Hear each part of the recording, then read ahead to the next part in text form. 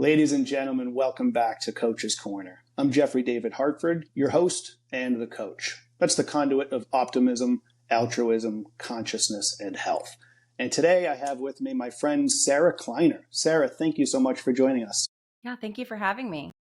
Of course. You know, Sarah, as I told you when we met at the Return to Nature retreat, I've followed your work for quite some time now. And I know I was not the only one telling you this while we were there, but you are one of the easiest follows. The information that you provide to us is so practical, so usable. And it's hard not to put you on a pedestal, but I have to share with the audience. I know. And that's what I love about you. It truly, this combination of, dare I say, brilliance and humility that is just, it makes it even easier to follow you and listen to the information you provide. So thanks so much. Oh, thank you. That's really, really kind. I appreciate that. I really do.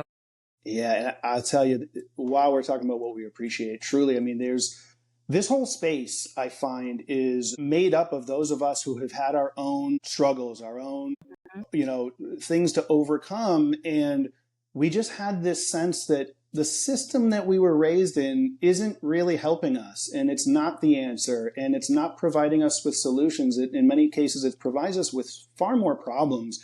And it really is so special to be a part of this. And we take on our own obstacles, and we take on that challenge of finding the right information to apply and then reevaluate.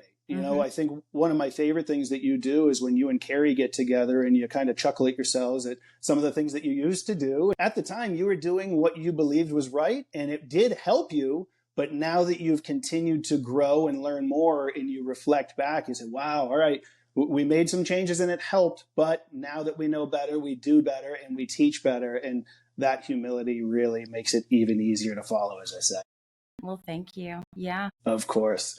So I guess what I'll ask you to do, I know a bit of your backstory and some of the struggles that you've had to overcome, but to share it with my audience a little bit, your own personal weight struggles that I know you're very open about sharing about, and your children and some of the things that you've had to go through that has really turned you into this quantum, I'll say, expert, and actually real quick audience, I'll share this too. So Sarah is one of the first, if not the first, board-certified applied quantum biologists. Most impressive. Also Circadian biology certified level 1 and 2. Nutrition certified through the National Academy of Sports Medicine. And I understand, I definitely want to scratch the surface with this, recently finished Dr. Cowan's program, the New Biology. So I definitely want to hear about that as well.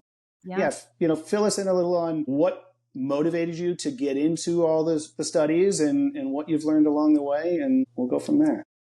I mean, I think like most of us, we don't come to this information because it's fun and we want to be different. I never really wanted to be different. I was very mainstream for most of my life. I was bullied because I was really overweight as a child, so I was really bullied, and I just struggled with my health, and then finally got into adulthood. Things settled out a bit.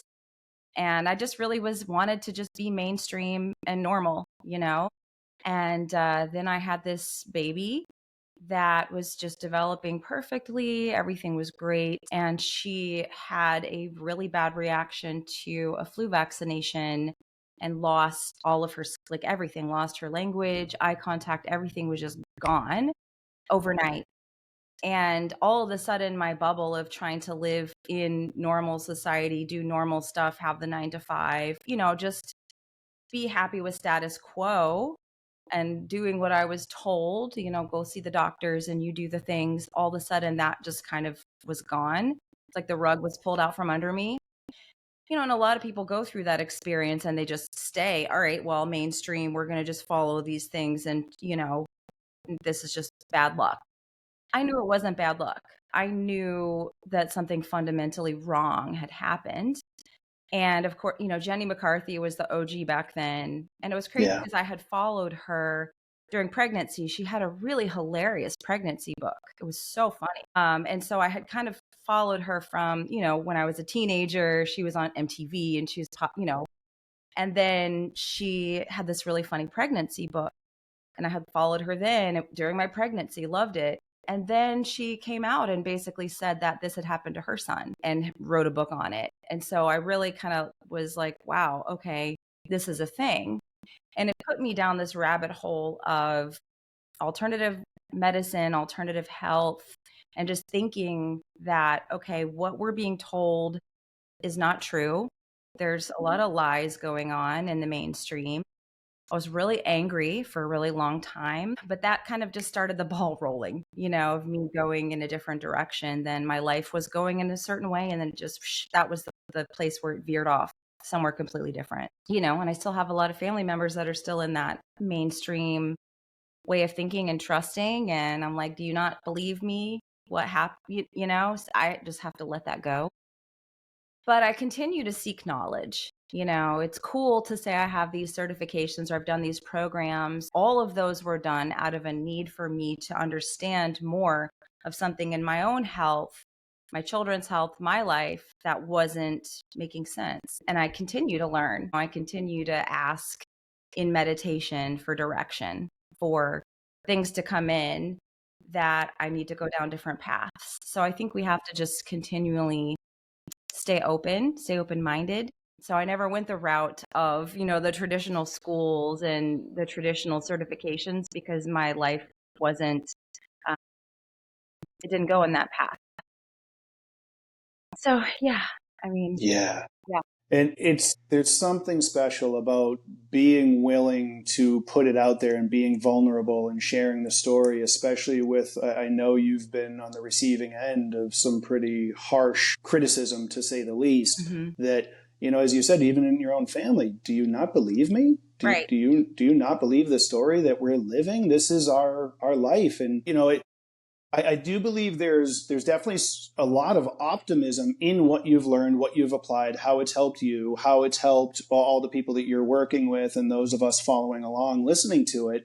But specifically with your daughter, what kinds of things have moved the needle and to what extent? Because again, it really is so powerful to share through that vulnerability and help other people that are also going through it. As we know, it's not as simple as a quick Google search to say, oh, this happened to me. What do I do?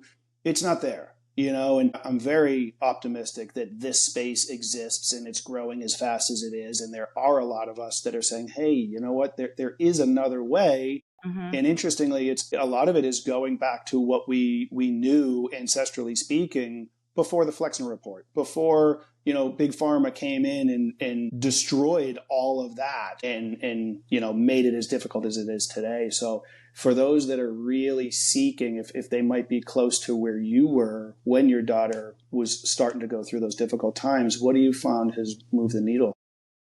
It's been so many things that we've tried and I don't share about it a lot online really because I get so much unsolicited advice. And I know people are coming from a place of wanting to help, but Yeah. it's impossible for me to, in one single post or even in one video or an email, whatever, anytime I'm sharing, to talk about all the things we've tried, all the places we've traveled, all the different experts we've talked to in the alternative space. And it's so hard for me to just encompass all of that in a simple conversation.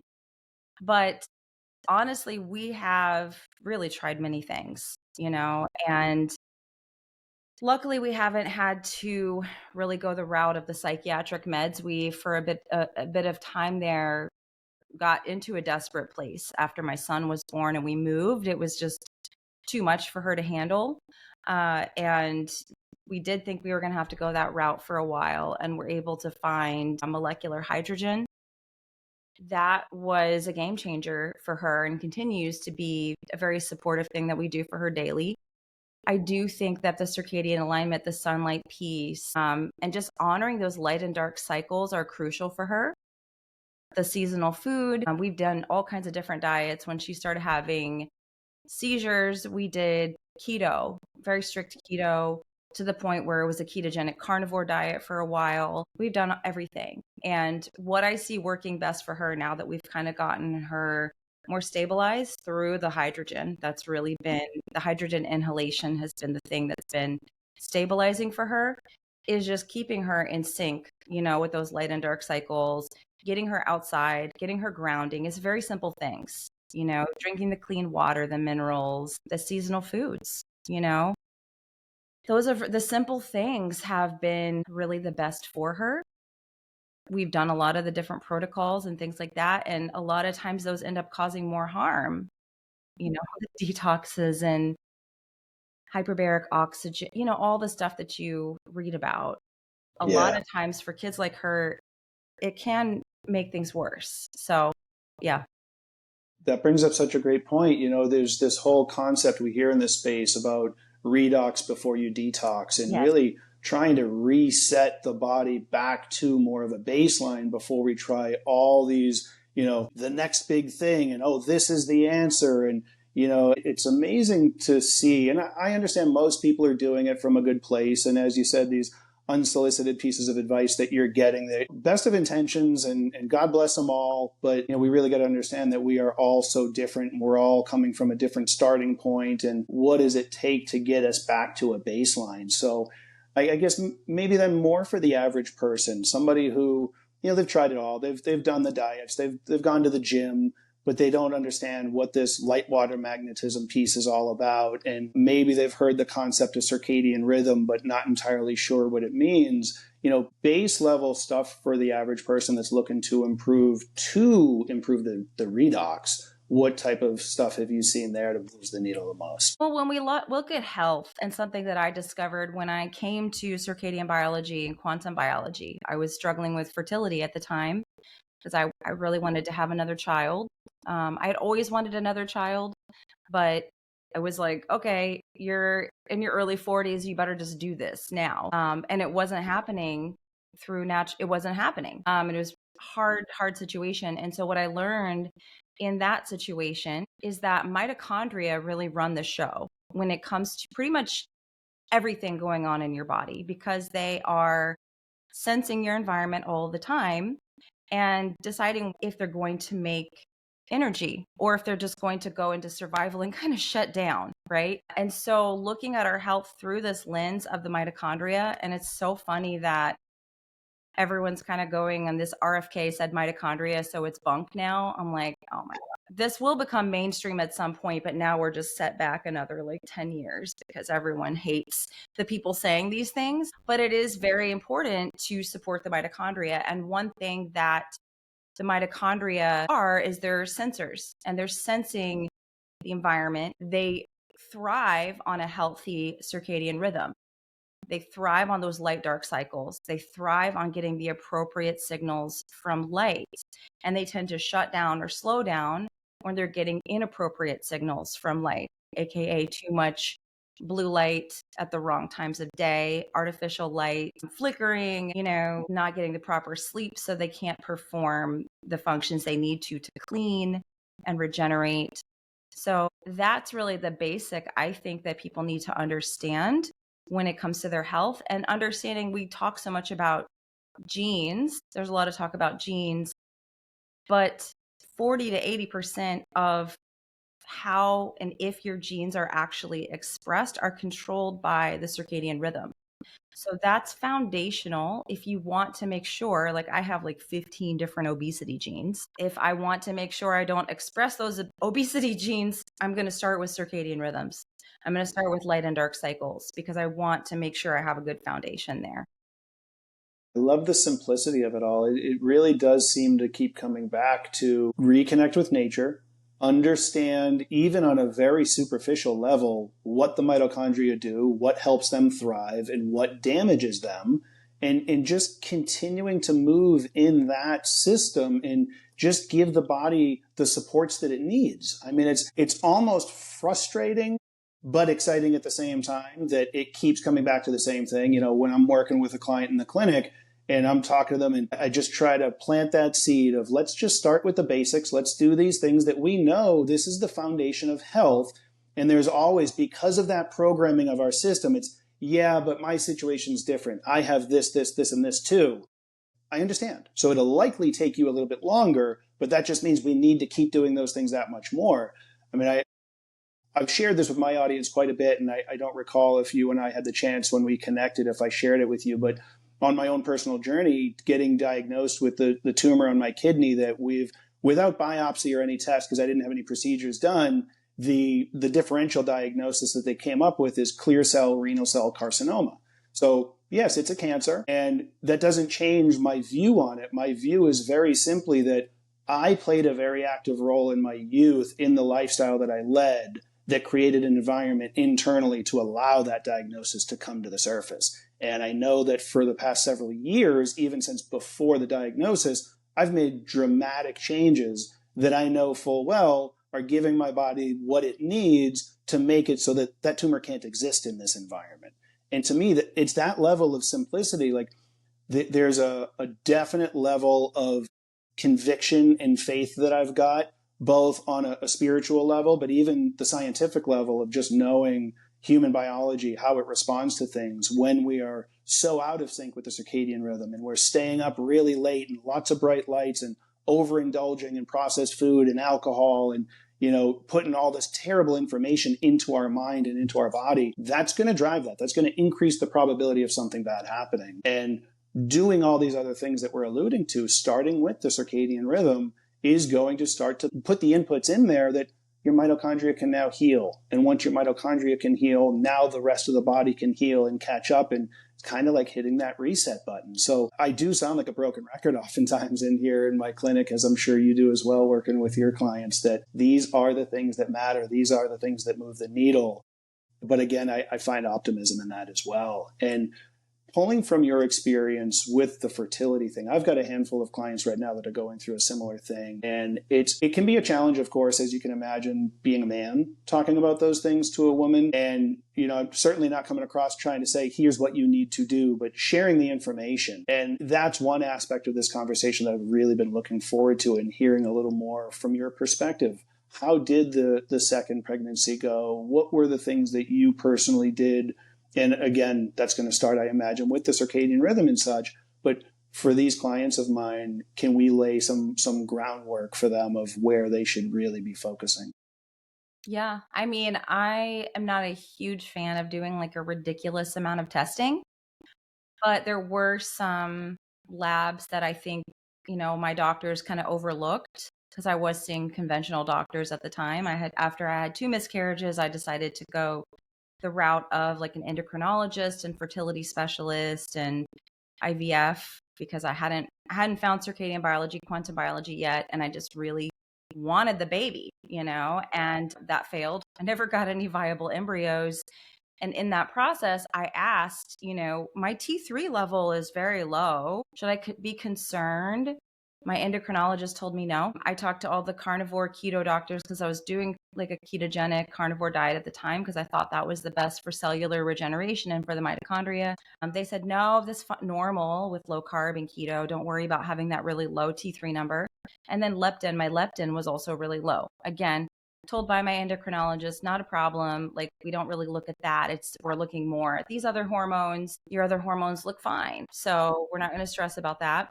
And then same thing with the keto carnivore doctors. They're kind of like, we don't really know, like they didn't really know anything about leptin. And so that's when I was introduced to Dr. Cruz, had one conversation with him, only talked to the man one time on my podcast. And then I dove down, met Meredith, did the QBC, like got into all of that. That's where I've gained the most knowledge, was those people in doing that. And then my own continued self-study and research.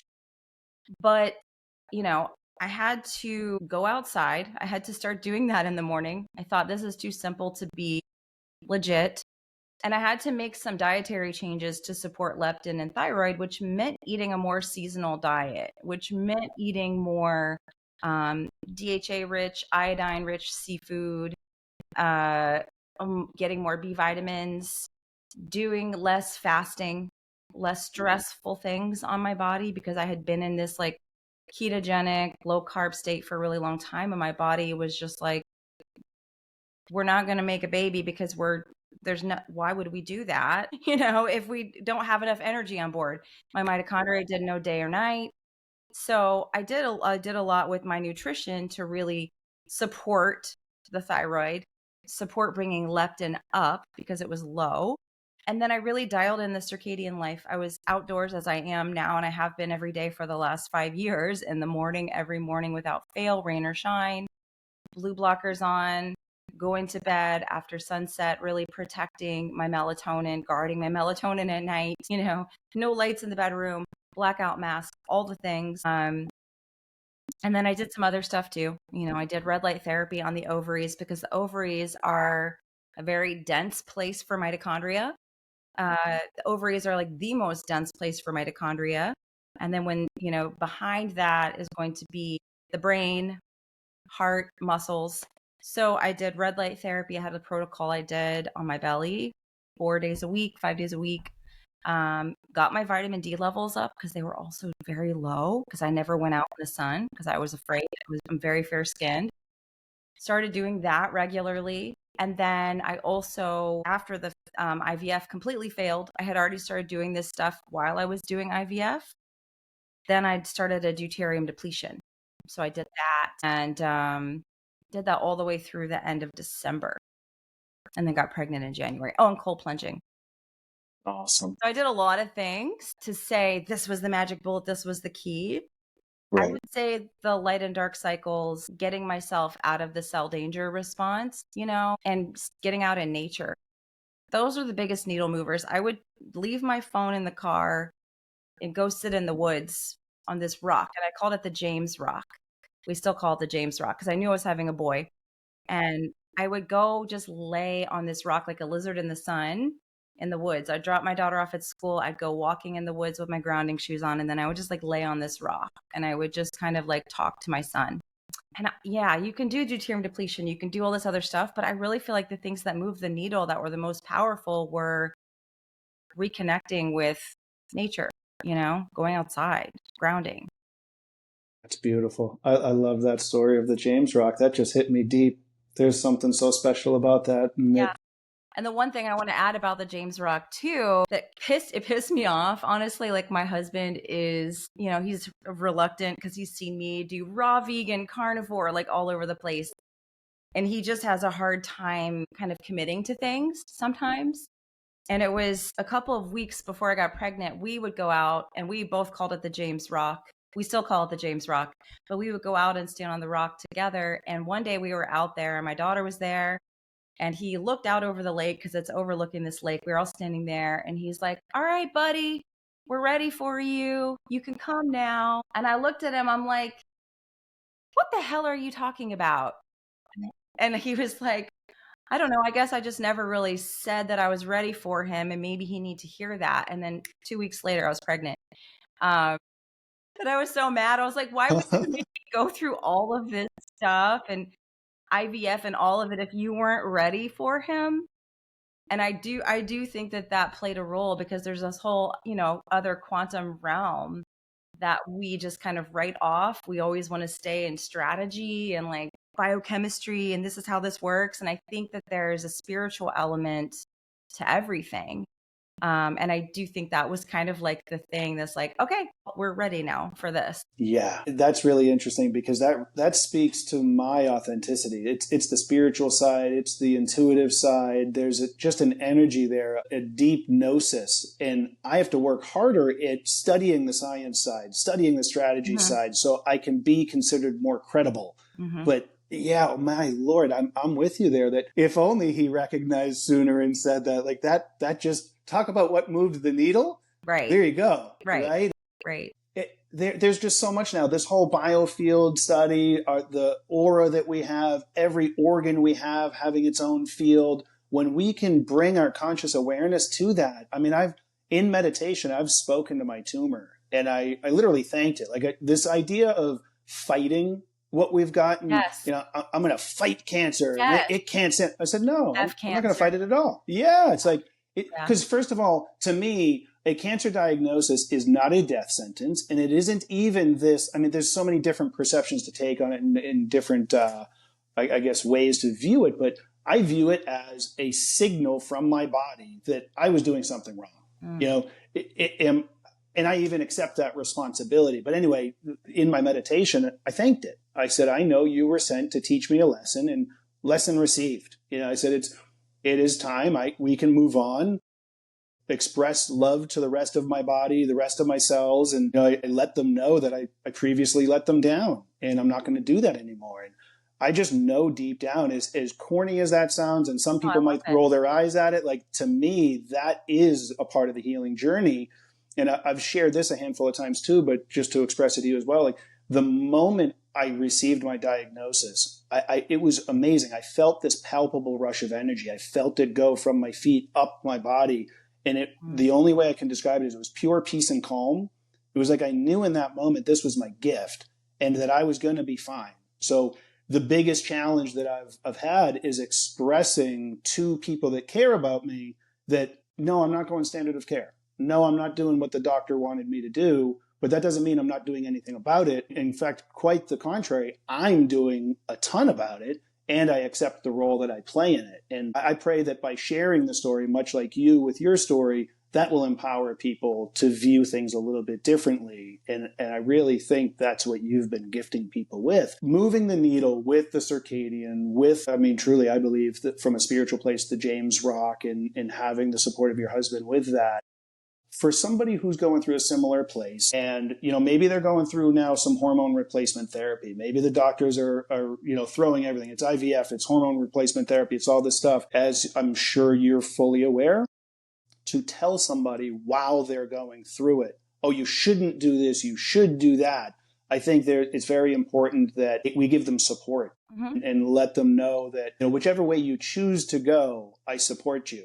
But I want to provide you with a little more information. So if we think about it through the lens of hormone replacement therapy and or an alternative to that, using this quantum lens as the alternative to a hormone replacement therapy and just giving the body that input that it needs to kickstart it again, to get back in sync, to make the hormones properly itself, to what extent, starting with the circadian rhythm, starting with proper sleep, the light-dark cycles, all of that is obviously building that foundation, but taking it to a slightly another level, scientifically speaking. How deep can you go with us and let the audience hear, what is actually happening mechanistically when we get in sync with the circadian rhythm from a hormone standpoint? So much. We could be here all day. But I've been talking about this a lot this month because it's Breast Cancer Awareness Month. It's October, and we're kind of just bombarded with a lot of information. Some of it's really good, and I appreciate it. But the impact of light and dark on our hormones is exponential. And when you look at what happens in the morning with sunlight, sunrise, and this speaking directly to mitochondria, where we make pregnenolone. And then also cueing in, how's your morning starting? Are you starting with all this chaos and looking in your phone and stressing out? Guess what? Mitochondria are going to say, okay, because they're sensors, we're going to have to just put this to cortisol. We don't have the resources to make these sex hormones that are needed for a baby, and for hormone function. We are in danger. So even if you do go get the sunrise, which I hope you do, you can still screw that up if you're up here in your head looking at your phone. And I've seen people do it, So really that morning time, just trying to make it as sacred as possible. Getting the sunrise in your eyes is so important because, again, it's signaling to mitochondria, let's start this production of pregnenolone, make enough cortisol, but also make these other hormones. And then UVA, also extremely, extremely important, leptin signaling, serotonin, dopamine. And then it's kickstarting this process of the serotonin made in UVA is going to get recycled into that night's melatonin, which is also, melatonin is really, I like to think of it as a reproductive hormone as well. And we need it because if we're not making it, guess what? We can also run into estrogen dominance issues, because what happens when you look at the research with artificial light at night and breast cancer, it's tremendous. It is tremendous. Also with thyroid cancer, also with prostate cancer. It's not just a woman thing. What's happening is this light at the wrong time is kicking off this sex steroid hormone pathway and creating this alien hormone pathway is kicking off at night, creating estrogen dominance. Your cells are not repairing, they're not regenerating. And so, no, your body's not going to make a baby. No, you're not going to have hormone balance. Yes, you're going to feel bad. Yes, you're going to struggle with your weight. And so these things are fundamental and foundational in order for your hormones to start going back in sync. And then there's also things like getting sunlight on your skin during the day. We need that for proper hormone production as well. We also, and red light in particular, has been shown to help increase testosterone levels. And I had low testosterone and very low DHEA. You need DHEA for egg quality. And I had tried taking DHEA before, and guess what it did? It shot my testosterone through the roof, because when you take a hormone, that doesn't guarantee that your body's going to do with it what you want. So that's another thing I've learned. And some people might take DHEA, it might turn into DHEA. Some people might take DHEA, it turns into testosterone. Some people might take DHEA, it turns into estrogen. I've seen people get these sky high estrogen levels from taking DHEA. So the solution is not always to just take the hormone, because it depends on how your body is going to interpret that information. There's a reason why your body is downregulating your hormones to begin with. Now, perimenopause, menopause, that's a kind of a different conversation entirely. But if we're talking purely fertility, hormone optimization, there's a reason why your body is pushing these hormones down. And it's starting with, does your body think it's safe? What are your cortisol? What's going on here? And these very basic light and dark signals. And so I was naturally able to bring my testosterone to like a 40, which is good for women, not for men. For a man, I'd be like, oh, that's kind of devastating. That's not good. For a female, my testosterone was undetectable, got it to a 40. DHEA levels also normalized. And this was through the circadian work. I did take maca as well. I did start on a feminescence maca twice a day. So I'm not against all supplements, all adaptogens. I'm not a purist. I think we can use an integrative approach, but I didn't take DHEA. I didn't add a bunch of stuff to do that. I really largely worked with red light therapy. Cold can also increase testosterone when done appropriately. You don't want to kick off that cortisol pathway too much. For women, it's a kind of a delicate dance. Mm-hmm. But all these things can be really supportive of fertility when you do them in the right way for you. I love it. And it's interesting. You touched upon a couple of things there. And even just the overview, I think it's important that we stress, hey guys, this is for you too. There's a role that you bring. And if your hormones are off, if your, sleep cycle, circadian cycle is off, there's something that you bring to the table too, albeit our role is so much smaller, but it's still vital nonetheless. And for a woman to feel that it's just her fault, if you will, because of infertility, there's a role we play too. And I think that's important. Even the role of just support and love, as you alluded to, from a nervous system standpoint, we have to be able to have some regulation between sympathetic and parasympathetic. If we're in sympathetic overload, we don't procreate there. We don't heal there. We just survive. We just get by.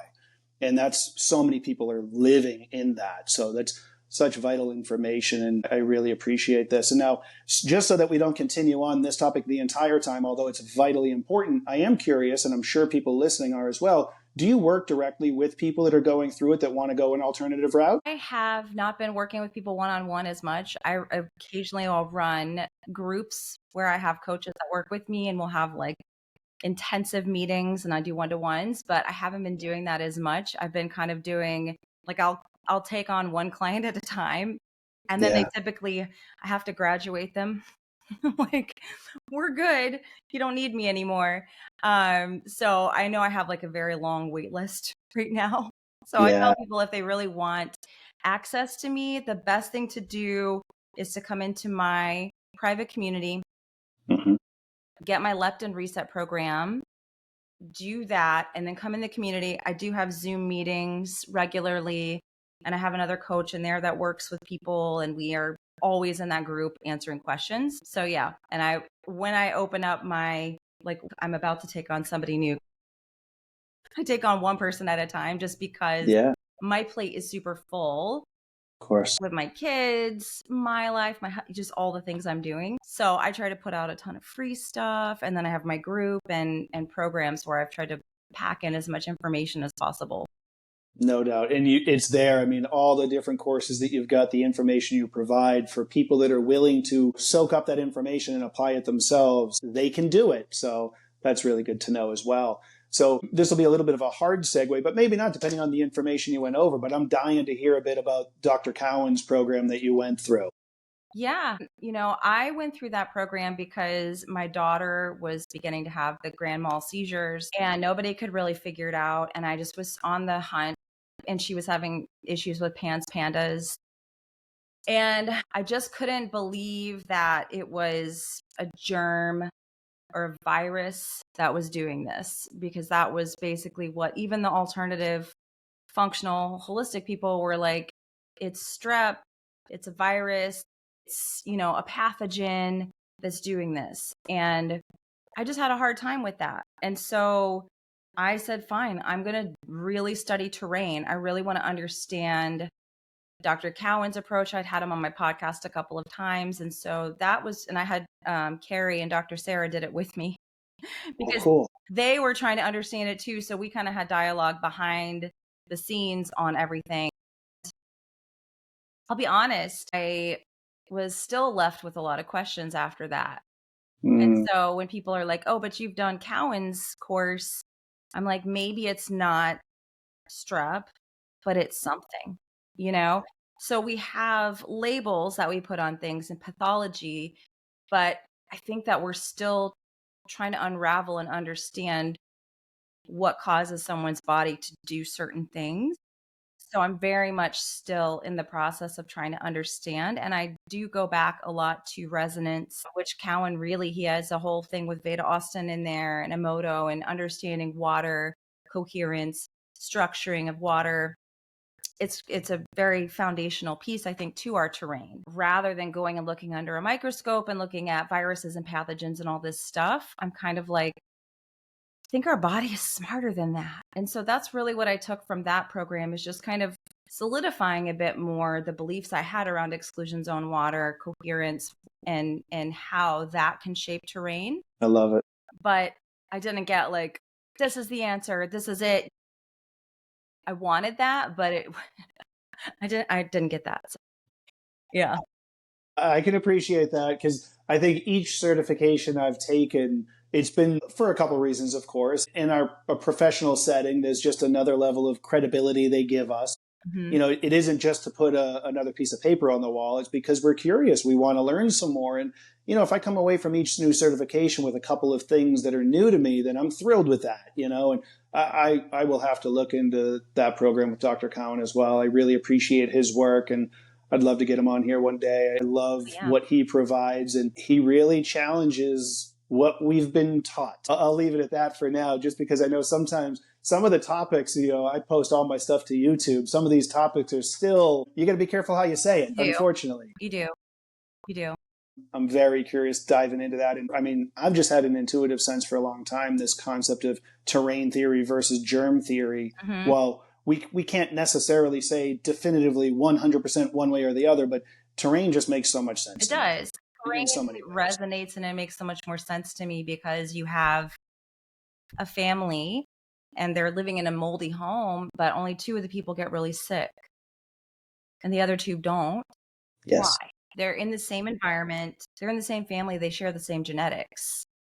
So is genetics everything, right? I don't think so. I think but it's like, how far down this rabbit hole do you want to go? Because there's a lot of people that deny role of genetics, period. I've shared about understanding my genes. I've done some stuff with genetics and my husband's genetics and looking at that. And we don't have good detox genes at all. Like, we don't even, we're missing, both of us, because I've always thought, why is it that my daughter went through the same schedule that my sister's kids have gone through, that my husband's brother's kids have gone through? There's 4 on my brother-in-law. There's 3 on my sister's side. None of them are nonverbal autistic. They went through the schedule. We have similar genes. Well, when we looked at my genes and my husband's genes, we went through a genetics expert. I've had him on my show a few times. He and I are both missing the same detox genes, both of us. So our kids can't effectively get rid of heavy metals, but if I say that to the Tom Cowan camp, they're like, there's no such thing as genes. I'm like, okay, well, we have patterns in our, you want to call it what you want to call it. Yeah. We have patterns that exist in our body that potentially make it harder for us to handle these environmental assaults.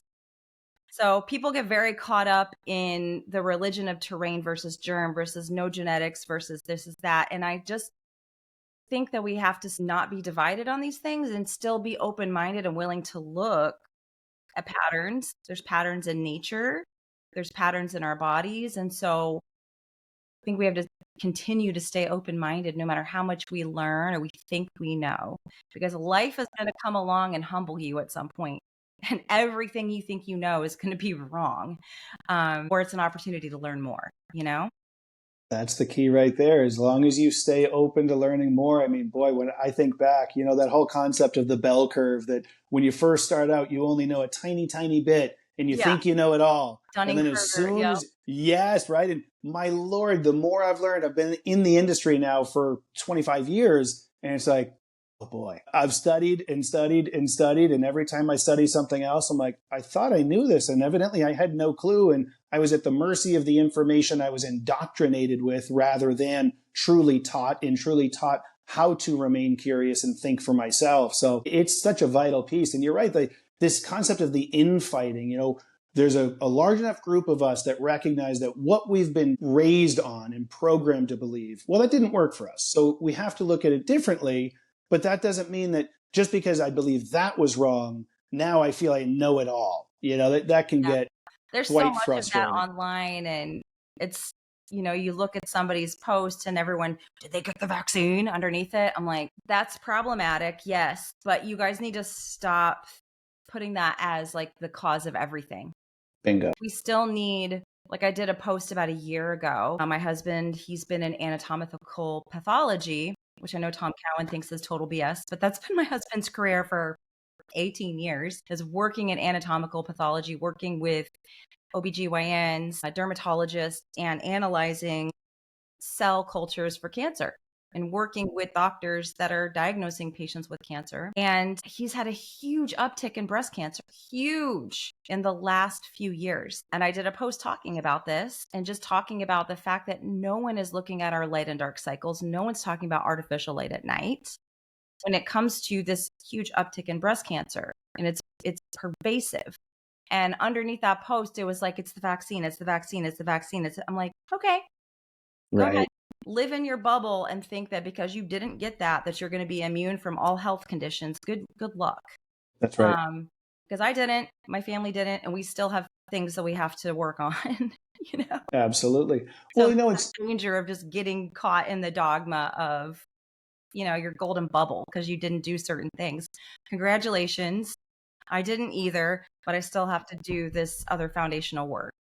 Absolutely. Yeah, I often bring it back to the concept of quantum biology, quantum physics versus Newtonian physics, and this distinction of its probability over cause and effect.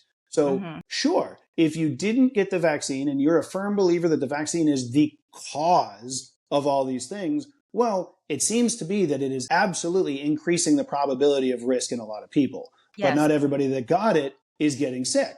So maybe the blend in the particular vaccine was different. There's so many different variables at play, but I'm so with you that we have to continue to look at it through a lens of it is about probability. So if I have a sense that these things over here move the needle in the right direction, if I do more of these, I have a tendency to be healthier.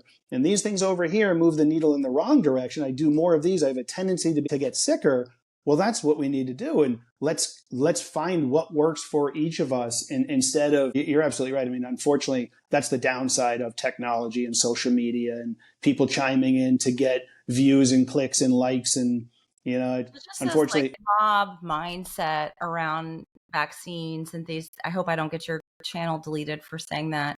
I think YouTube's gotten a lot better. Like you can say that word more, but you can't talk about other topics. That's right. It's really odd, but people are so mob minded about that. And, just speaking from my son, he still has had health struggles, even though we haven't done any of those. Like we've still had challenges that I had to seek a doctor's help.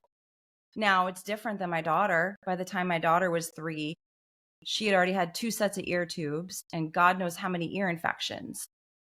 My son has had 1 ear infection we were able to treat with homeopathy. That's it. So yeah, different sets of things, but it's not a golden bubble of like everything's perfect as you hear from some people online. So, and there's documentaries coming out as we speak that are going over that.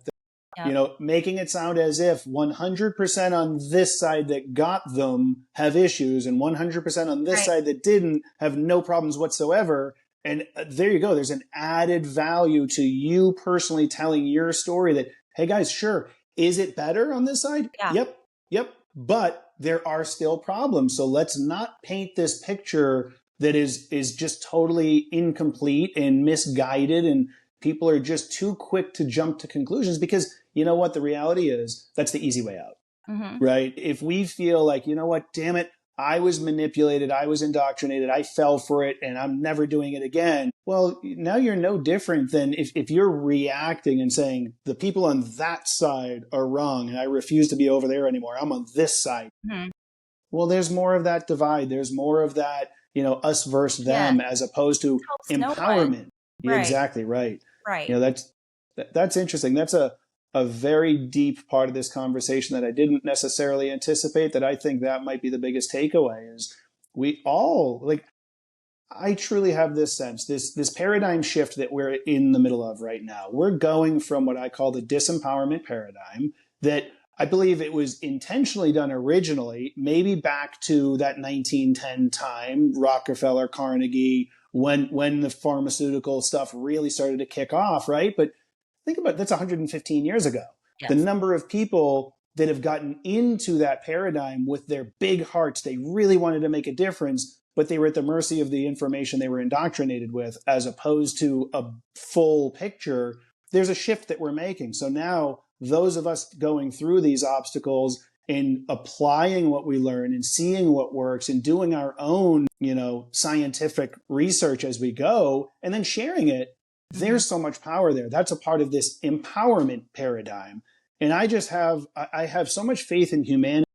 So just because it seems like it's been manipulated, you know, I just think that we need to be able to come together and save some space for those that were manipulated, those that were pulled the wrong way. And there's room on board. If you're willing to recognize that you were manipulated, the information you had access to was incomplete, but your heart was in the right place, there's room over here for us all to move in the right direction. I truly have faith that we can all do it. You know, that's my sense. And I see something big coming, but it's going to take those of us going through it, trusting ourselves, you know, not falling for things, but then not just being reactionary. You know, just because we don't want to fall for something doesn't mean then it's, okay, whatever they say, I'm doing the opposite.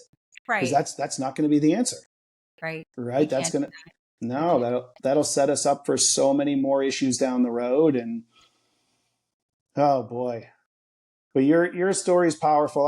I'm so grateful for you. You know what I'll say too, the fact that you're working with fewer people now, I think you setting your boundaries to be able to be there for your family and do what you need to do, even though I'm sure there's a ton of people saying, please, please, please, I need your help.